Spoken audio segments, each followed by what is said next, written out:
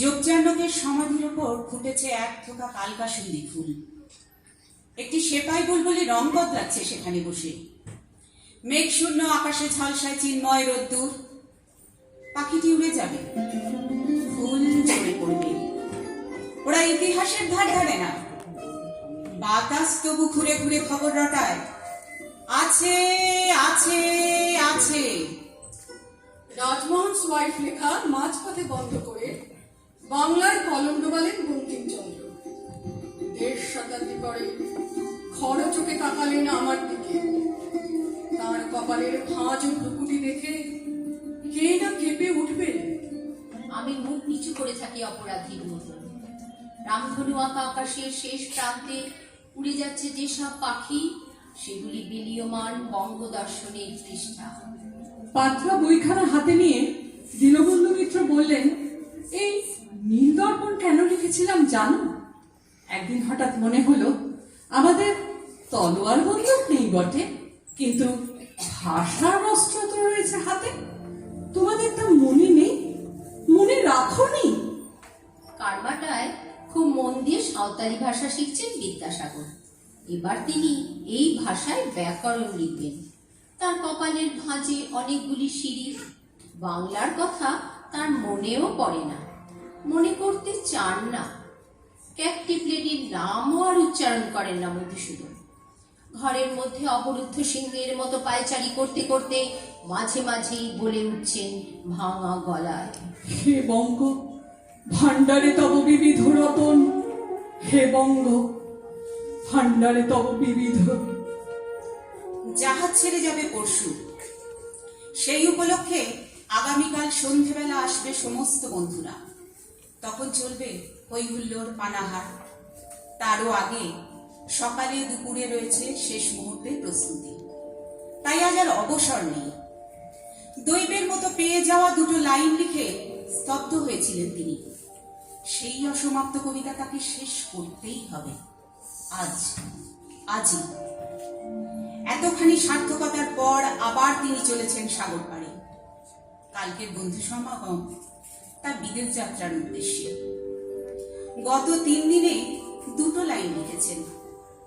যতবার ৩ নম্বর লাইনটার কথা ভেবেছেন, ততবার তার চোখ ভরে জল এসেছে। মনে পড়েছে অকাল মৃতা মায়ের কথা।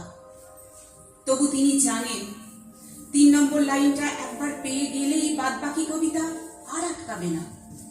অথচ লিখতে লিখতে জানলা দিয়ে বাইরে চোখ পড়তেই বিবশ হয়ে যাচ্ছেন। মনে হচ্ছে আর কি দরকার যাবার, এই তো ভালো। স্বয়ং কাব্যলক্ষ্মী ধরা দিয়েছেন তার কাছে। এ বঙ্গে তাকে নিয়েই এখন সবচেয়ে হইচই। অথচ তারই আজ আর হাত চলছে না। মাঝে মধ্যে চুমুক দিচ্ছেন বিয়ারের বোতলে। না, তবু ৩ নম্বর লাইনটা তাকে ধরা দিচ্ছে না।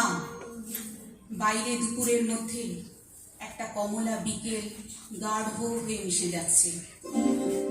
এখন কোথাও মেঘ নেই। আচমকা বিদ্যুৎ চমকের মতো ৩ নম্বর, সেই ৩ নম্বর লাইনটা এসে গেল তার লেখনীর মাথায়। মধুহীন পুরনাগ তব মনো কোকনদে। গঙ্গায় নৌকোতে যেতে যেতে বিস্ময় ধনুক হয়ে গেল বিবেকানন্দের ঘুম। দুপাশে কিসের এত ধ্বংসস্তূপ? রেডিওর সামনে বসে আছেন রবীন্দ্রনাথ, শুনছেন নিজেরই গান। এখনো অনেক ছেলে মেয়ে তার গান দিব্যি গাইছে। একটু আধটু ভুল হয় ঠিকই, কিন্তু তৃপ্তির সঙ্গেই মাথা দোলাচ্ছেন তিনি। শ্রাবণ মাসের দুপুর গড়িয়েছে খানিক অপরাহ্নের দিকে। আকাশে এখন বিদ্যুৎ করভাবে। প্রশস্ত ঘরটির এক প্রান্তে বসে আছেন অনিন্দকান্তি এক পুরুষ। তার দুপাশে এসরাজ, খঞ্জনী ও পাখোয়াজ বালক। রূপবান এই পুরুষটির নাম রবীন্দ্র। তিনি গান তোলাতে এসেছেন ৩-৪টে যুবাকে। রবীন্দ্র নিজেই লেখেন, সুর বসান, খুব বেশি লোক শোনেনি এই গান। তবু যুবাদের মধ্যে যে সবচেয়ে দীপ্যমান, হীরের মতো ঝকমক করছে চোখ, সে আচমকা গেয়ে ওঠে, তোমারেই করিয়াছি জীবনের ধ্রুবতারা। কিছুকাল পূর্বে রচিত এই গান কেমন করে জানলো এই যুবা যুবা বিস্মিত হন স্রষ্টা। এমন ভারী দানাদার গলা, এত নিখুঁত সুরজ্ঞান রবীন্দ্র বিশেষ শোনেননি। তার চেয়ে বয়সে ছোট এই ছেলেটির বাড়ি শিমলে পাড়ায়, নাম নরেন দত্ত। গান শুনতে শুনতে রবীন্দ্র অন্যমনস্ক হয়ে পড়েন।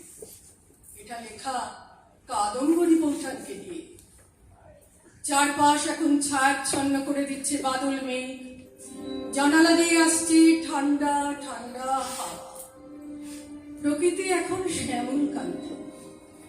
নরেন গাইছে এক আকুতি থেকে, যেন সে ঈশ্বর অভিলাষী। আর রবীন্দ্র ডুবে যাচ্ছেন স্মৃতিতে।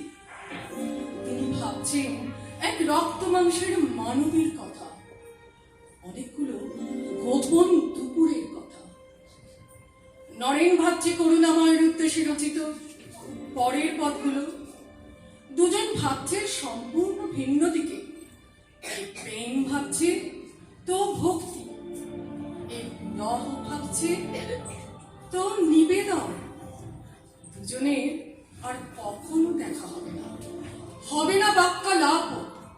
শুধু দুই বিশাল পাহাড়ের মধ্যে নাম না জানা এক রূপলি জলধারার মতো রয়ে গেল একটা গান, একটা মূর্ছনা। কৃষ্ণনগরের বাড়িতে দিলীপকে গান শেখাচ্ছেন তার বাবা। এমন দেশকে কোথাও খুঁজে পাবে না কো তুমি। আচমকা থেমে গিয়ে হা হা করে হেসে উঠলেন দ্বিজেন্দ্রলাল। জানলা দিয়ে তাকিয়ে বললেন, দেখো